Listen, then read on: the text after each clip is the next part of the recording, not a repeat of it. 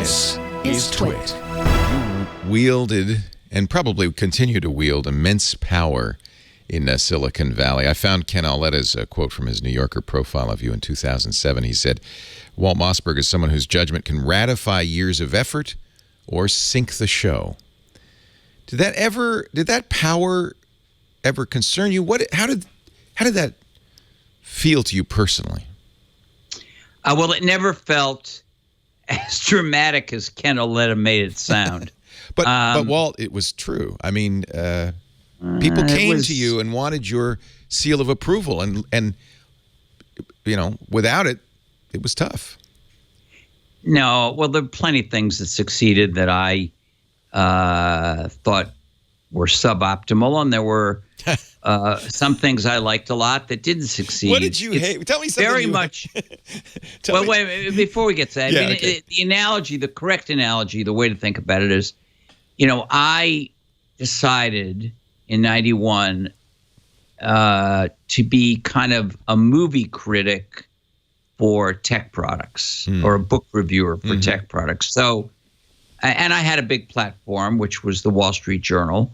And so just like a movie critic or a book reviewer, there are things you will like, you will praise, but which go on to, you know, not sell in big numbers. There are things you will say, geez, this is really lousy, or, you know, not as good as 6 other things, but the public will buy them anyway. And that never bothered me. I was not interested in driving sales or hurting sales. It did happen.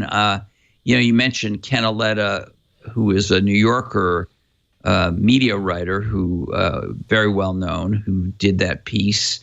But Wired did a piece on me also, and at that time they did a chart, and I had never paid any attention to this, but they did a chart kind of showing, I can't remember whether sales or stock prices or something. They called you the kingmaker. Yeah, they did.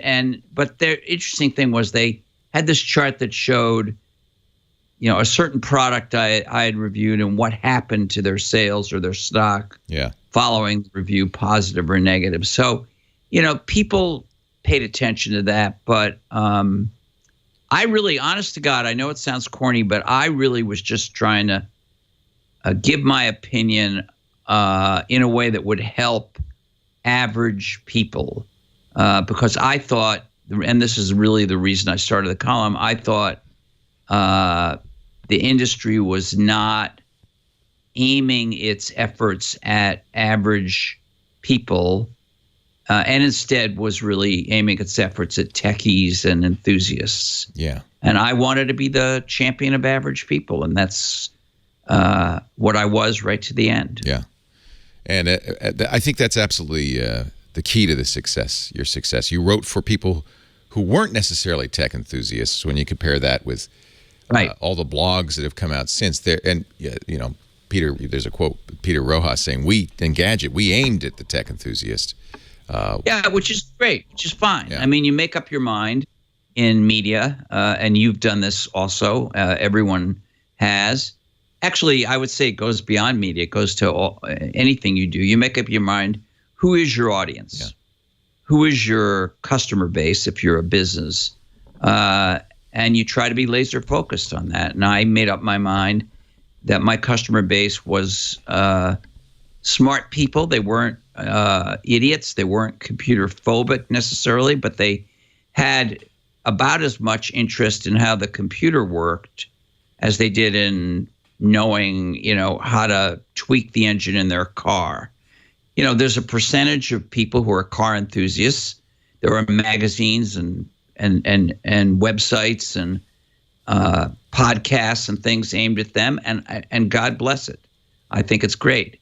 But 95% of the people that drive and buy cars don't care. They're a lot more interested in, how does it look? Where are the cup holders? Is it convenient? Is it safe? Whatever, you know. And so they have a different set of criteria. And it was similar to me in the way I approached tech.